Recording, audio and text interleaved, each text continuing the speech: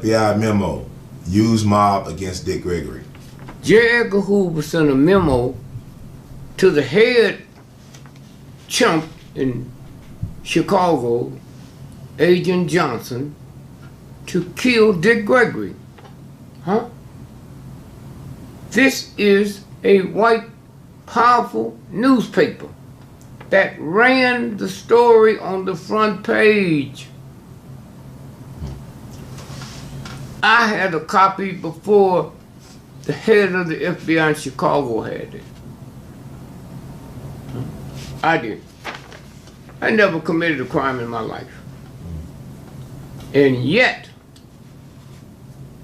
the most powerful law enforcement agent in the world, because they had $1 trillion access to hire people and to kill people.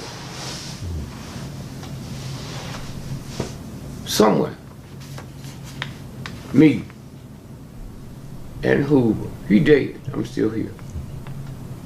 Now, the most important thing I can probably show you, and then you understand